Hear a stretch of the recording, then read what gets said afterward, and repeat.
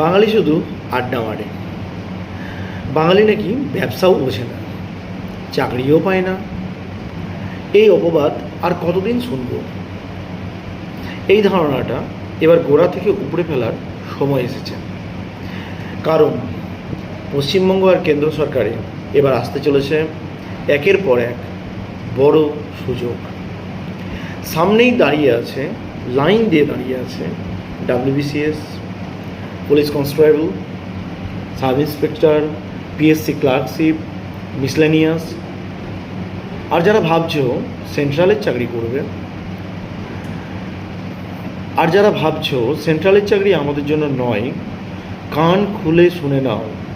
Rail, RRB, railway recruitment board এবং staff selection commission, SSC, হাজার হাজার ভ্যাকেন্সি তোমাদের জন্য অপেক্ষা করছে। আর এই পরীক্ষাগুলো এখন বাংলাতেও দেওয়া যাচ্ছে। তাহলে অজুহাতটা কিসের?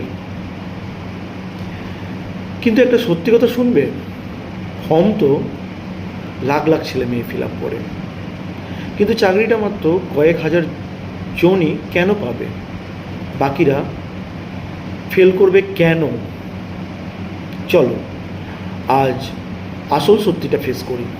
প্রথম ভুল, 90% ছাত্রছাত্রী ভ্যাকেন্সি নোটিফিকেশনের বেরোনোর পরে বই কেনে। যারা নোটিফিকেশান দেখে পড়া শুরু করে তারা কোনো দিনও পাস করে না। পাস তারাই করে যারা ভ্যাকেন্সি বেরোনোর 6 মাস আগে থেকে সিলেবাস শেষ করে বসে থাকে। দ্বিতীয় ভুল, সোশ্যাল মিডিয়া রিলসের নেশা। পড়ার টেবিলে বসে প্রতি 10 মিনিটে ফোনের নোটিফিকেশান চেক করলে ওই পার্ট টাইম পড়াশোনা দিয়ে কিন্তু সরকারি চাকরি পাওয়া যায় না। ওই পার্ট টাইম পড়াশোনা দিয়ে কিন্তু সরকারি চাকরি পাওয়া যায় না। তৃতীয় ভুল, মক টেস্ট না দেওয়া, শুধু রিডিং পড়ে গেলে। তৃতীয় ভুল, মক টেস্ট না দেওয়া, শুধু রিডিং পড়ে গেলে পরীক্ষা হলে গিয়ে হাত কাঁপবে। প্র্যাকটিস আর আগের বছরের প্রশ্ন, প্রিভিয়াস ইয়ার কোশ্চেন সলভ না করাটা ব্যর্থতার সবচেয়ে বড় কারণ।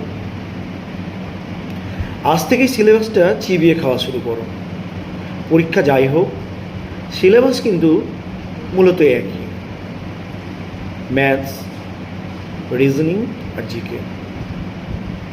পুলিশ আর ক্লার্কশিপের জন্য পাটিগণিত আর জেনারেল নলেজ মজবুত করো। পুলিশ আর ক্লার্কশিপের জন্য পাটিগণিত আর জেনারেল নলেজ মজবুত করো। পুলিশ আর ক্লার্কশিপের